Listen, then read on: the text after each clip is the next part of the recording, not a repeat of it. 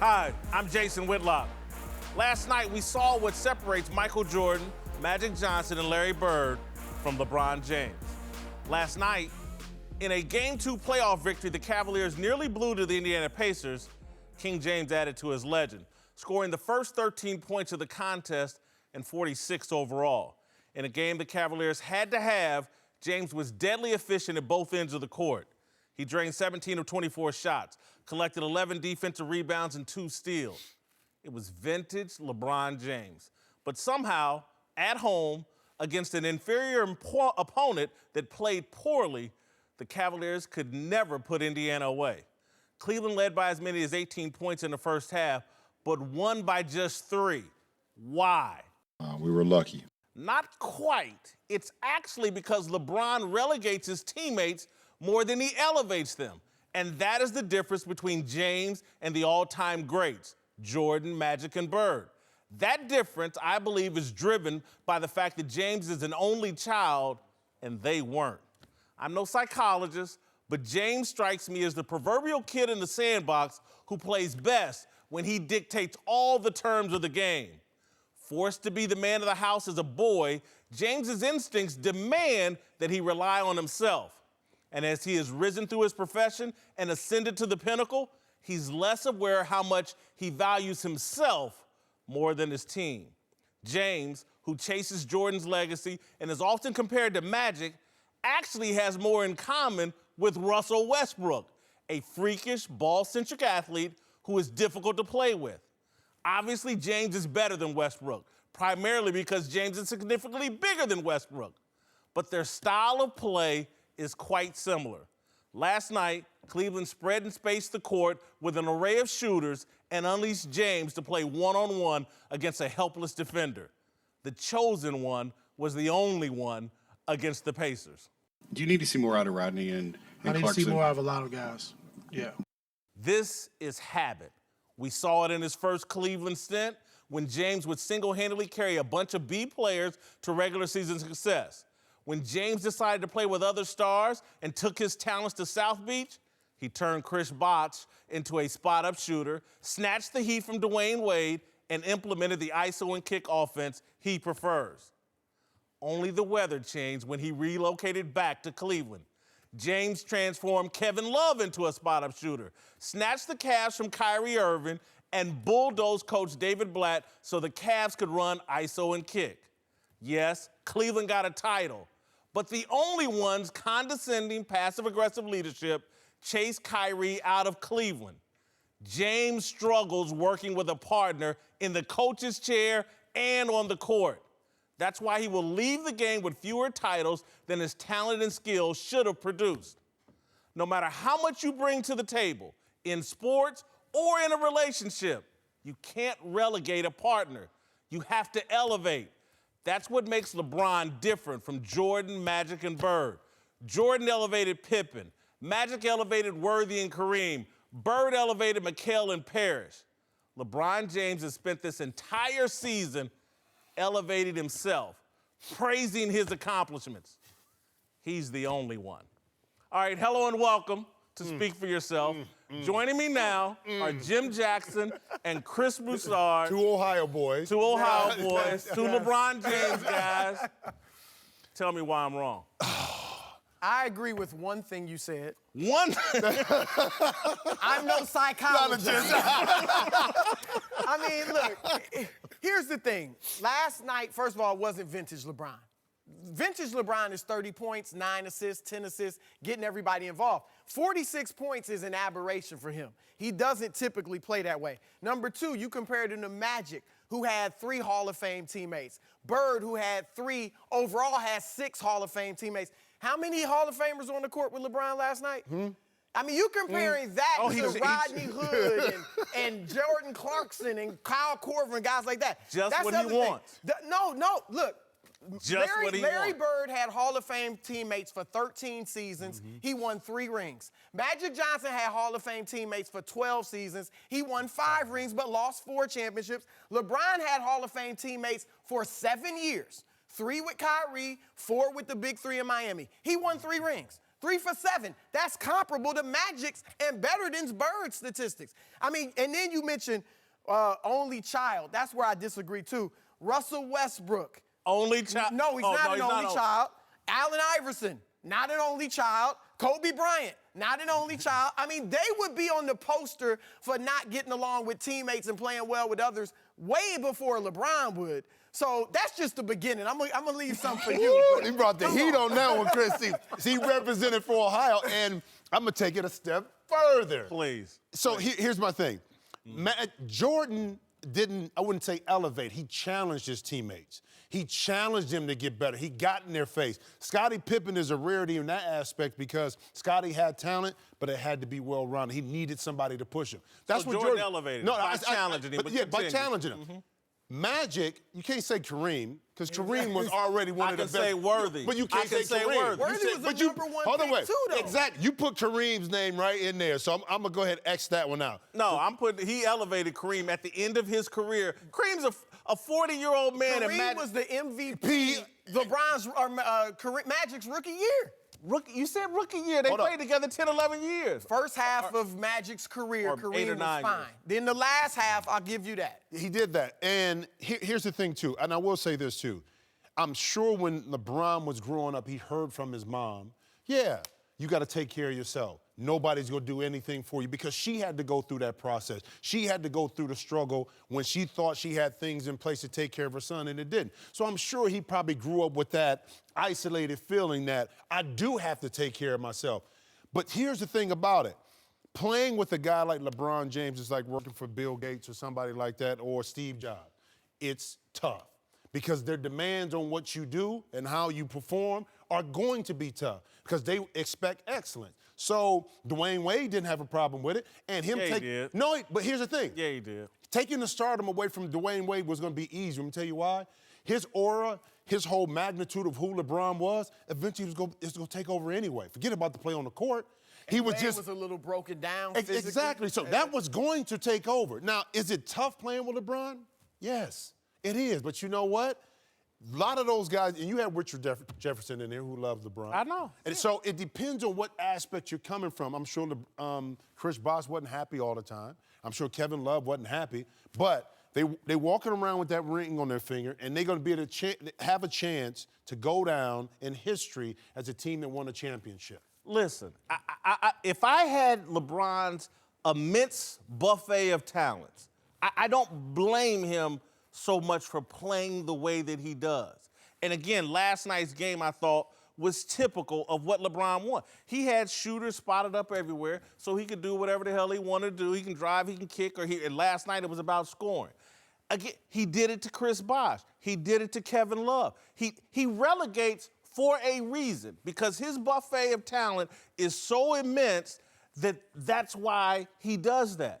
But I don't think Jordan, Bird, Magic, they didn't have his talent, and so they played the game differently and coexisted better with other star players than LeBron James does. LeBron James makes it, Chris Bosh, Kevin Love, he ran Kyrie Irving out with his style of leadership and play, and we didn't see that from Jordan, Magic, Bird. Magic ran out Norm Nixon. Yes, and demanded a championship coach be fired. You just said Norm. Nixon was great. Nixon was a great. Compared to Kyrie Irving, what? In his era, he was the guy. Jim. Wait, hold up. He was one of the quickest, fastest, most penetrating guards back then in the late 70s, Don't early compare 80s. Norm to Kyrie Irving. He was better than any teammate LeBron had on the court with him last night. I'll say that. Yeah. I agree, he wasn't Kyrie Irving. But here's the thing. He's a little better than George Hill. Man, stop it. Stop it now. Stop it. Look, LeBron, Chris Bosh, you talked about, Chris Bosh stepped back. Chris Bosh is going to be a Hall of Famer because of LeBron James. If Chris Bosh had not won those championships, stayed in Toronto, stayed in Toronto, made All-Star games, getting beat in the first round, Chris, he would not be a Hall of Famer. Stop it. He was going to be a Hall of Famer? Everybody goes to the NBA Hall of Fame and the Pro Basketball Hall of Fame. I didn't. He would be a Hall of Famer. Dominique Wilkins, Alex English. Let me ask you this. How many titles would Wade and Bosh have won in those 4 years in Miami if LeBron wasn't there? None. Okay. He got him 2 titles. But my point is this, and I ended it with, Right. he's going to win less titles than his talent and skill should have produced. And so, and that is about teammates and about partnership with another great player. Well, I said, He had one he's in only Kyrie had Irving. 7 years. He's won 3 titles in those 7 That's years. by choice. That's by Really? How? He left Miami and left those guys. But he went to another Hall of Fame He teammate. ran Kyrie Irving. Nah, he didn't run him out of there. That's Kyrie's choice. If he didn't get along, Bird didn't get along with all his teammates. Bird didn't get along with McHale. Did he run them Kareem off? didn't even talk hold to up. his teammates. But back in the day, back then, you stayed with your teams a lot longer, so it's kind of it's kind of challenging. It's like a Dan Marino trying to compare his passing yards right now to a Tom Brady. The game was totally different. The game was totally different back then where you ran the football. Right now, back in the early 80s, you pretty much stayed with your team. The free agency wasn't there. So you were able to develop a chemistry even if you really didn't get along. Because there's a lot of stories with Bird and McHale not getting along. But what you did was, forget our personal differences, I'm playing for the team. So Kyrie, Shaq and Kobe. I understand what Kyrie was like, look, man, I want to play point guard. I want to play the point. This is what I want to do. I don't want to be called a kid. I don't want to be treated like a little kid. I get it. But it's not for everybody. Every situation is not going to be perfect. I'll give you There's a this. lot of. Let me tell you something. Jordan, in his book, The Jordan Rules, he said, don't pass the ball to Bill Cartwright in the fourth quarter. Right. You That's think right. Bill Cartwright was happy with that? Cartwright Not at all. threatened him. Exactly. And we know Did he say that about he Pippen? beat up Steve Kerr. We know in practice. You're talking about it. This His is- partner with Scottie Pippen. This is what That's what I'm saying. He hasn't built a partnership with a coach or a But player. Scottie didn't get along with Mike all the time. Scottie did not He get didn't along. leave. But who? He didn't Scottie. have to because Jordan left. And he was begging. And what I'll give you is this, Jason. LeBron James has such wide-ranging abilities that he does do it all. And he kind of becomes a system unto himself. That's why when he leaves places, they fall apart because he was the system. Jordan and the guys you mentioned, they could play in the system. That's one of the advantages Jordan had over LeBron is I think, Mike, because of the years in college, and it was just a different climate coming up at that time, Jordan could play in a system. LeBron becomes the system, and that can make it a little bit harder. And those two were not asked to do the yeoman's work on everything. Magic averaged 20 points 4 times. Highest is 23. Jordan's career average on assists is 5.3. The highest is 8. But the totality of what you're asking LeBron to do, those guys never had to do. I think Chris made my point when he said those guys can play in a system. LeBron James can't. He is and the it system. goes back to being my point about an only child. But what about as all long these- as the game these is non-only children who can't play in a system? Westbrook, Iverson, Kobe. You compared him to Westbrook. I did compare him to Westbrook because, again, They it's not true only about children. Westbrook. I'm not saying every only child is the I'm same. just saying. I'm not saying every only That's just child the is top the of my same. head. I gave you 3. Like, come on, man. You know who he reminds? Seriously, when you think of all-time great athletes, he reminds me of Tiger Woods and Lance Armstrong. Only children. There's something unique about being that gifted. He spent all year talking about himself and praising himself. Man, and again, I'm not, it sounds like I'm just killing the guy. Well, you are. I'm not killing the guy. You For are. a reason. I'm not killing the killing guy. him softly. I'm explaining the guy. Oh, He's okay. still great, but he just ain't with those 3 guys. In my Come opinion. on. In terms of elevating, no. He's got as many titles as Bird, and his individuals number dwarf him, and he didn't have the same injured. caliber of Bird got teammates. injured and was playing against far better competition. There's a new boss in town at Buffalo Wild Wings, and he deals in bacon. It's the Bacon Boss Burger, featuring bacon 3 different ways and a blanket of white cheese sauce. And he's joined by other new favorites like the smothered cheesesteak quesadilla, sweet chili shrimp, and Alaska cod classic. All pair perfectly with a Sam 76, a fruity ale with the crisp finish of a lager. Hurry in today and try them all before they're gone at Buffalo Wild Wings. Wings, beer, sports, available for a limited time while supplies last. Please drink responsibly. All right, welcome back. Joining the show now is Hall of Famer and Rams apologist Eric Dickerson. Let's talk some football. 1 week from the NFL draft, it's no secret the Patriots are looking to find a backup quarterback for Tom Brady. A report says the team has expressed interest in former UCLA quarterback Josh Rosen, one of the most polarizing players in the draft. Eric, I think this is a match made in hell. Bill Belichick and Josh Rosen, the ultimate millennial know-it-all with the ultimate old-school head coach. I don't think this would work. I think it's a perfect match, really, because, like you said, he's a millennial. He likes to ask questions. When you think about the Patriots system, they have a system in place that you have to know. You have to be smart. I think he's a smart young man. I met him about 3 years ago. Nice kid, very respectful, knowledge of the game, very knowledgeable about football. So not just about the X's and O's, about the players. He said, I was his favorite player. Not like you say, Wendell Tyler, that kind of stuff. But, I mean, I think it's a perfect fit. I really do. Honest to goodness, the do-your-job coach, the coach who Trump supporter, and you got this social justice warrior football player in Josh Rosen who wants to be an activist, has all these opinions about things that go well beyond football. He and Bill Belichick can coexist? You know, when you're young, you say things early that people have the tendency to jump on. You know, they make a big deal out of it. You know, no one talks about this young man wanting to play in the Cactus Bowl of all, but he didn't play because I think he had a concussion. He didn't play. And talking about players that hadn't played in bowl games and why they didn't play. He said, right up front, their situations are different. You know, basically, I don't have to play football to survive. Some of these guys play the positions that they're going to get banged up. So he's not a selfish player. Look, as a young football player, a young athlete, you're going to ask questions. You're going to be curious. And I think they made a big deal because he said he wants to win one more ring than Tom Brady. What's wrong with that? If he goes out and says, you know what? I'm the greatest quarterback to ever live. You know, I'm going to do all this. Then he'd sound idiotic. When I came out, did I want to break O.J.'s record? Yes, I did. Secretly, I said it to me and guys that knew me, but most definitely, you have goals and you should have goals. Let's move to the drama with the Steelers. As many expected, Le'Veon Bell didn't show up for the team's offseason workout.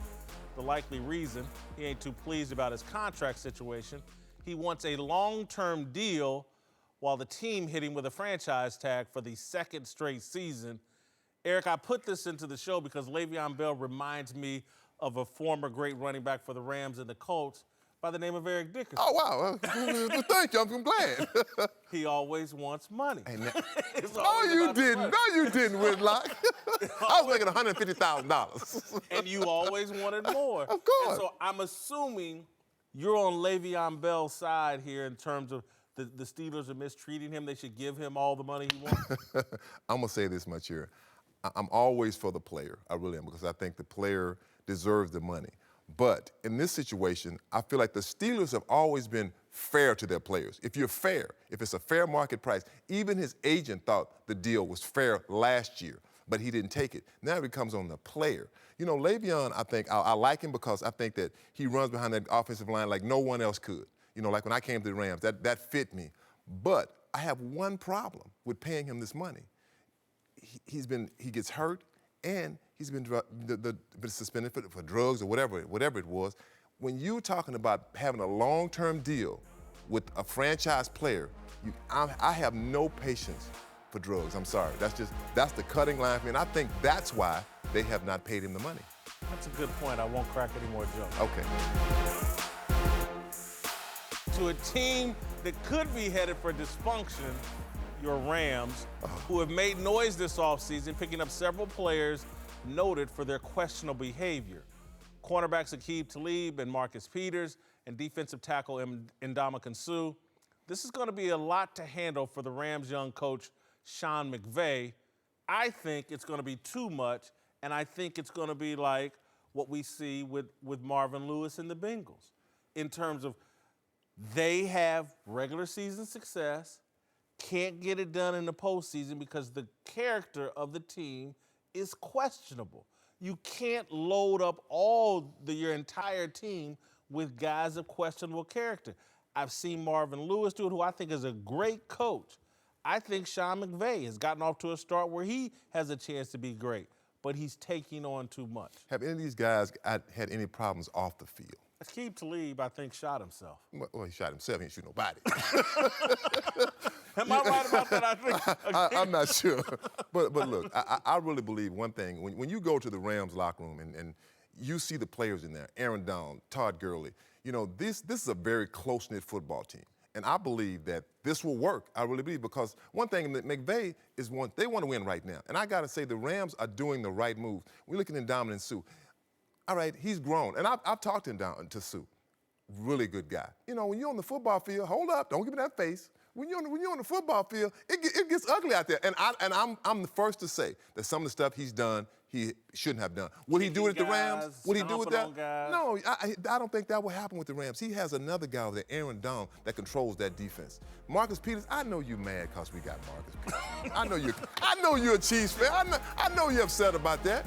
I'm really not. You are. I'm glad, because I was glad when Andy Reid got rid of him, to be honest with you. All right, to a surprising revelation about the Seahawks, who missed the playoffs for the first time since 2011, former Seahawk Michael Bennett, who has since been traded to the Eagles, claimed he would read books during the Seahawks team meetings because he had already heard whatever Coach Pete Carroll was saying. Eric, did you know any guys that were like that in your playing days? Well, we'd have a tendency to fall asleep. Because, I got a book I want to read while you talk. That's a good book. Matter of fact, you ought to read that book. That book will teach you something. On the Run with Eric Dickerson. On the Run, that's it. I'll say this much here. I believe that Pete Carroll lost this football team in that Super Bowl 4 years ago when they did not run Marshawn Lynch on the 1-inch yard line. They want to make Russell Wilson the MVP. That football team at that point, they were just like, they dismantled. I mean, and this is on the coaches. It's not on the player. I mean, first of all, a player knows better. Do you think he would do this in Bill Belichick's meeting, in Andy Reid's meeting? No. By the time he closed the book, he'd be suspended or cut. I think this ties in perfectly with my Rams point that I just made before. When you have too many guys that think they're smarter than everybody else and smarter than the coaches, and they got all these concerns other than football, and they want to be popular over social media, and they want to be everything in addition to being a great football player, this is what you get. And this is why Pete Carroll's getting rid of all these guys, because they wouldn't listen. They were unprofessional.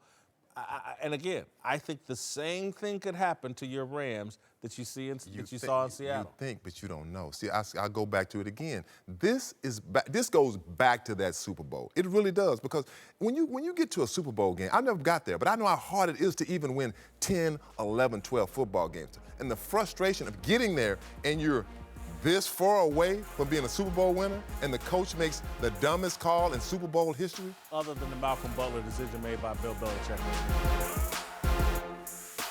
Hey guys, Jason McIntyre here. Before the show moves along, I wanted to tell you that support for the Speak for Yourself podcast comes from our friends at Rocket Mortgage by Quicken Loans.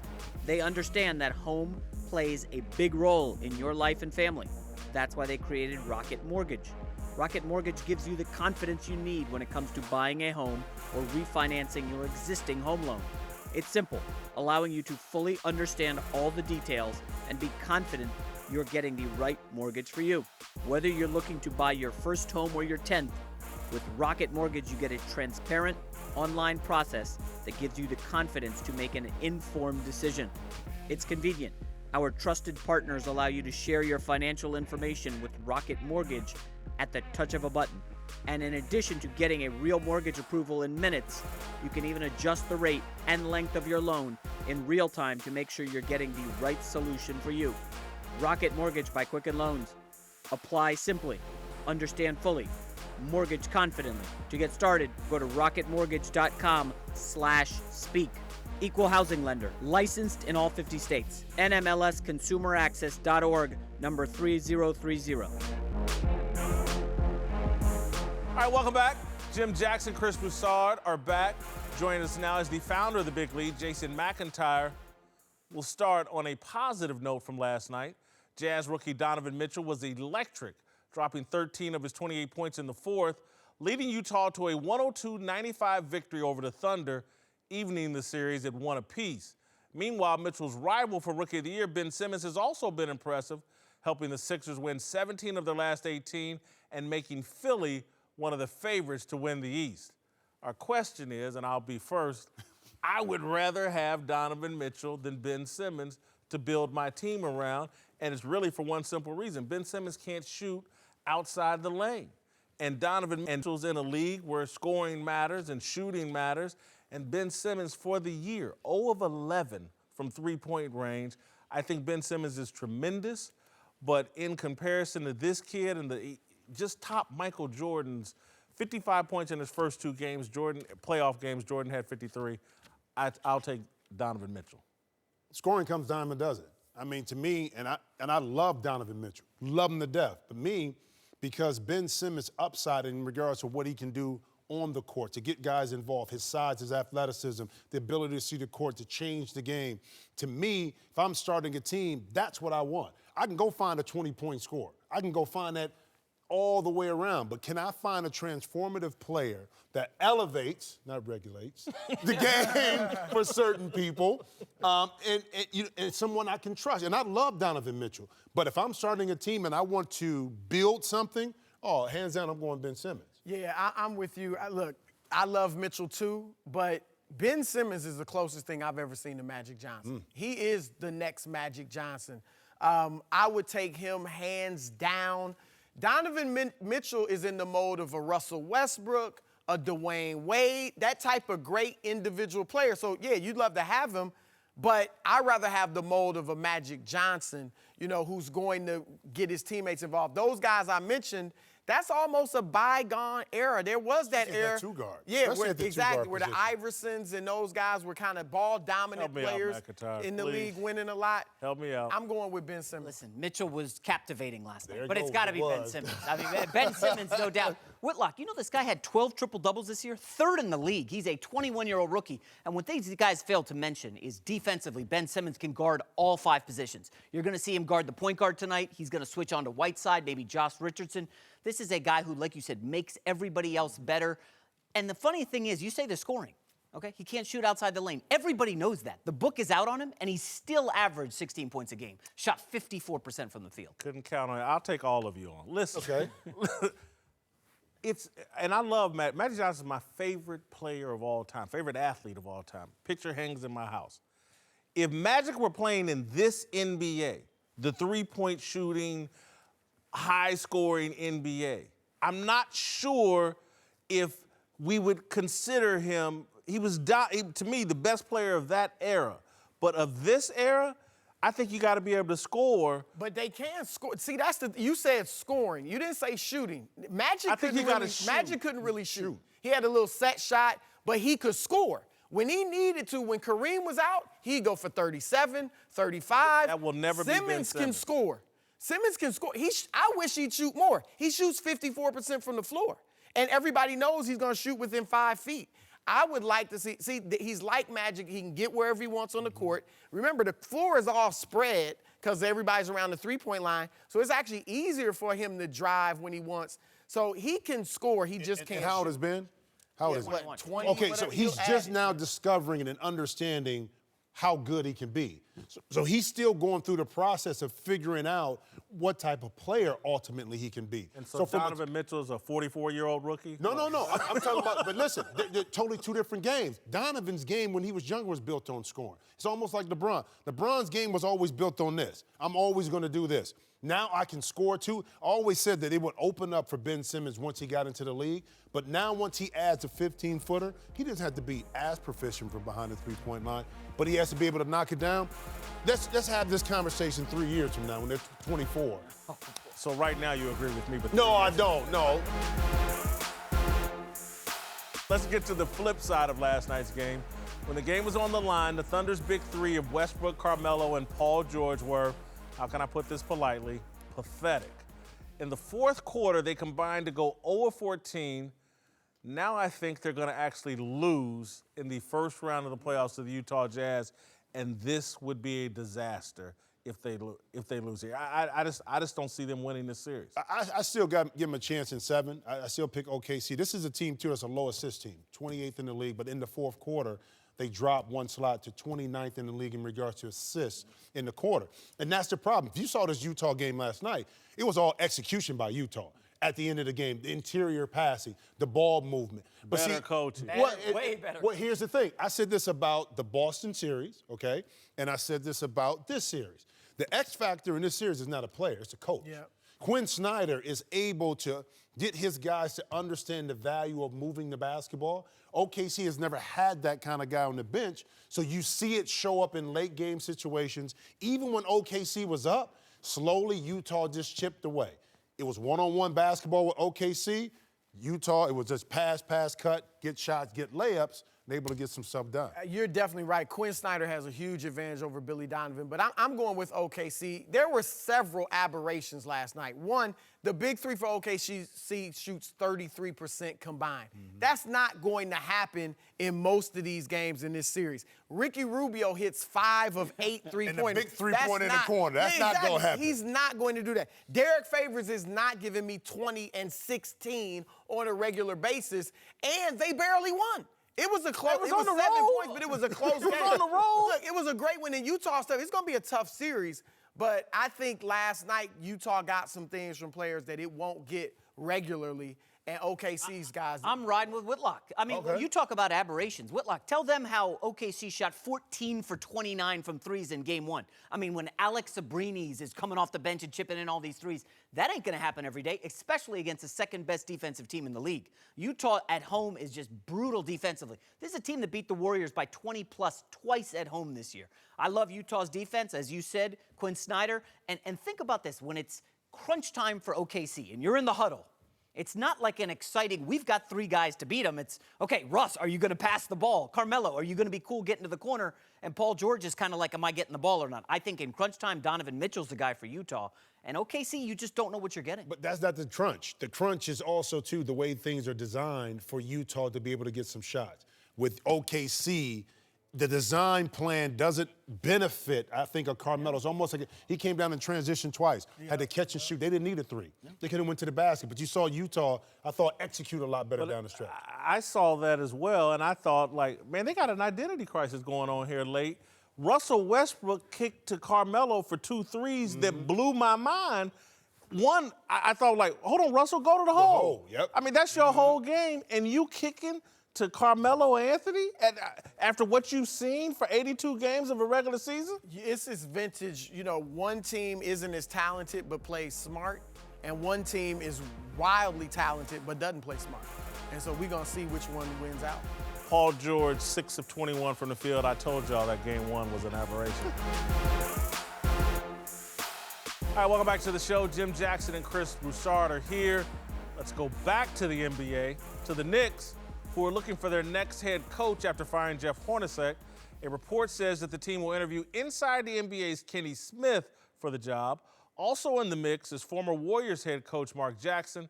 Jackson was fired back in 2014 and hasn't been able to land a job since.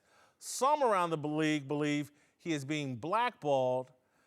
I'm not 1,000% sure if I buy blackball, but I do think he's definitely worthy of a second chance. I thought he did a really good job in Golden State. Why not give him an opportunity to learn from his mistakes and build on that? But Chris, I know you believe he's certainly being blackballed. Yeah, I don't think there's a conspiracy. I don't think there was a phone call between 25 owners or whatever saying, look, don't hire Mark Jackson. We're not going to hire him.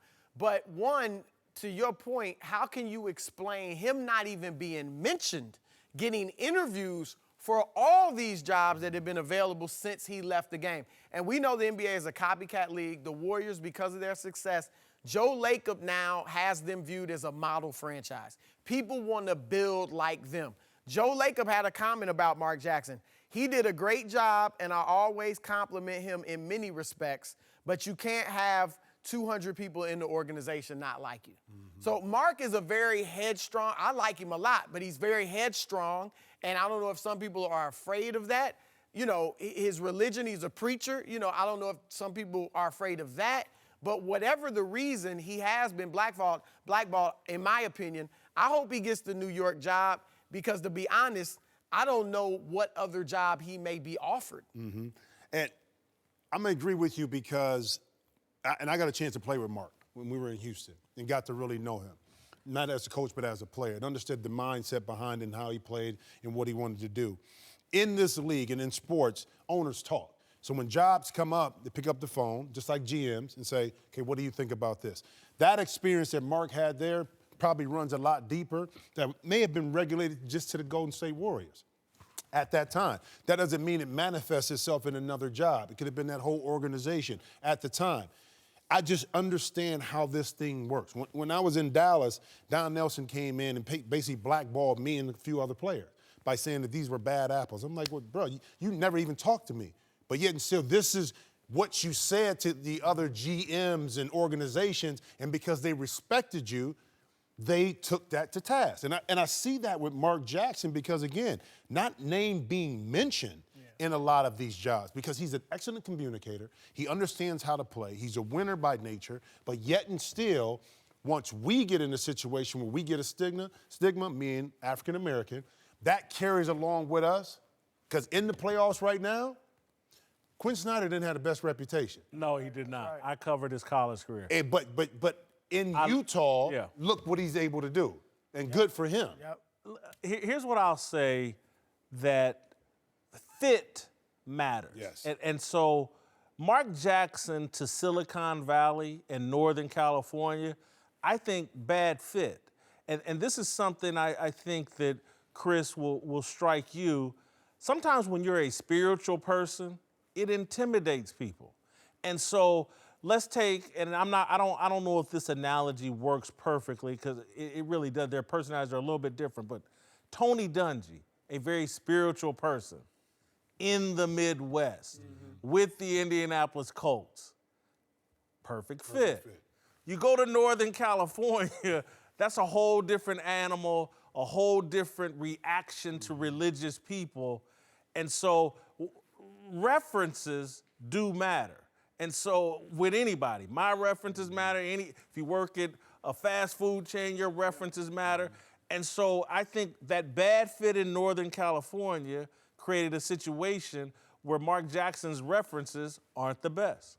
No, I think there's some truth to that. The interesting thing is their best player, or Steph Curry, the face of that franchise, is a spiritual person. You know what I mean? Right. They fine with him. Too, and he loved Mark. Loved Mark. Right. He loved Mark. You know, but look, like I do think, like I said, he has been blackballed, and this might be his only shot to get back in that coaching booth. So I want to put another layer to it, because when you say blackball, people just go to race as the only factor. And I think you tried to broaden the factors, but I want to broaden it even more about what I think is going on in the NBA. And I hear Barkley talking about it, and I hear a lot of former players talking about it. The advent and the popularization of analytics to the game has run out a lot of former players as coaches. And we're talking a lot of black former players as coaches. And so I want to look at this graph at what's going on in the NBA as opposed to the NFL. African-American head coaches, 2010, 2011, 10 NBA coaches, 6 NFL. At one point, 14 in 2012 and 13 NBA coaches. And now the NFL is ahead of the NBA. And so there's a cultural shift going on in the NBA as it relates to coaching, as it relates to front offices, that I think is creating a problem for black coaches. It is, because if you look at the analytics part of it, you got guys that understand numbers. They don't see a person. They see a number and how these people can gel together. Yep. And now they put them in the front office, and they want to get a coach that kind of mirrors what they're thinking. The problem, I say, with analytics is I think you need to have it. They're used, it's a part of it. But analytics can't tell you how me and Chris or me and you are going to get along. The numbers may say one thing, but it can't tell you personality. That's where a feel from a guy who's played the game, and not all ex-players are great coaches or great general managers or whatever it may be. But to your point, I totally agree with that. The analytic part of it, what owners are looking for, kind of took the player and their mindset and their feel of the game out of it. There are only a handful of the 60-some-odd, that's a rough estimate, analytical guys in the league, front office types. There are only a couple who are African-American. So one, I do think African-Americans need to get more into the analytics to help us get those jobs. But I also do think that that it has become a problem, more so in the front offices. The coaching, we had 8 black coaches before the season began. You had a max of 14, which is basically half the league. I think this will come around. David Fisdale is the hottest name on the coaching market. New York's going to most likely hire an African-American coach. But I think the problem is in the front office. You only have 5 African-Americans who are the head of a basketball department in the league. And so you got analytical guys who didn't play in college or some even in high school running teams. And sometimes they can be intimidated by a guy that did play basketball. Because I'm telling you, and you know this, a lot of them can't just look and watch and see who can play. They only can look at the numbers. And so they can get intimidated by a guy who's been in the locker room, who talks about chemistry and all the intangibles that put together a good basketball But Chris, let's reduce it down to our business as journalists, as former journalists. Analytics have overtaken our industry. And so who is the front office guy talking to in the media? An analytics guy. And so, and again, in terms of who my friends are in journalism, they tend not to be analytics guys. They're more storytellers and into the human emotion, or they're former athletes like yourself.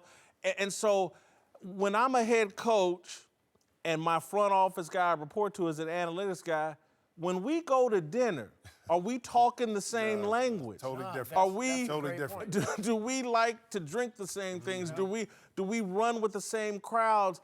Or can we just sit there, and even when we talk basketball, we probably are talking it a different way. And even the owners, because most of these owners, made their money in corporate America in some way, shape, or form. They're used to people coming to them making presentations with numbers, with PowerPoint, with this and that. And analytical guys they relate to their presentation versus you sitting down and telling me about your experiences in the locker room and just the feel for the game. And that's an issue too. Well, you're talking about changing the language then, that we as African-American coaches or players are talking about. Because in order for us to secure these jobs, we have to be on the same page. We have to be able to be in the same room. The conversations they're having, like you said, are a lot different. But now we're behind the 8 ball, so to speak, in regards to catching up. It's like when I leave the NBA and I want to go out into the real world. Say I want to do real estate. Well, I'm going against Johnny, who's been doing it for 20 years already. I'm behind the 8 ball. So the question is, okay, we know what the problem is. What's the solution and how can we catch up? Because there's opportunities out there to be gotten by African-American coaches. We got to figure out how to take advantage of it. What I would say to Mark Jackson, because I really want him to get a second chance, the issue he may have, he was such a successful basketball player, and he does know the game well. But what Jim is talking about, you're going to have to not be condescending about all that you know because you played the game. You're going to have to tone that down a little bit and not be off-putting. And then you have to expect them on the other side to have respect for what you did in the game and understand that in terms of managing these kids, because that's what I don't think Mark Jackson gets enough credit for. He managed a group of young guys to the point that when Steve Kerr came in and wanted to introduce, they were ready for it. And I know in Mark's mind, he feels like I could have taken them to that next level of giving a chance. I had seasoned and prepared them for this opportunity. So I think there's some things for both sides to do. All right, time for last call. Earlier this week, longtime NFL linebacker and overall scary dude James Harrison announced his retirement. He had hoped to return to the Steelers, the team that cut him last season, but Pittsburgh opted not to sign him. Now Harrison says he has no hard feelings about the team's decision. I think he diminished his legacy in Pittsburgh by running off to New England. Come on, Jason. Seriously. Man, how? The man played 15. He's an undrafted free agent. He went to Cincinnati. That's the real nemesis of the Pittsburgh Steelers. But they had gotten over that, and then you run off to New England when you think you're going to play New England in the AFC Championship Have you ever game. seen James Harrison work out? Yeah. He deserved to play. He wanted to play. That's business. They made a business decision. He made one. All right, staying in the NFL, the league announced that the Chiefs and the Rams will play in a Monday Night Football game in Mexico City on November 19th. This will mark the third year that the league has scheduled a game in Mexico City. My Chiefs versus your Rams. Right. Where are we partying at in Mexico? Muy bien, tú. Ay, ay, ay, papi. We gonna be where the senoritas at. That's what we're gonna be. There we go. Hey, I'm too skinny. I'm too skinny. Well, how I get so skinny? Go to Cabo, Man, I then can't fly get over that there. skinny. Yeah, look how good I look. I got my That's curl awesome. back. Curls for the girl. That's where we're going.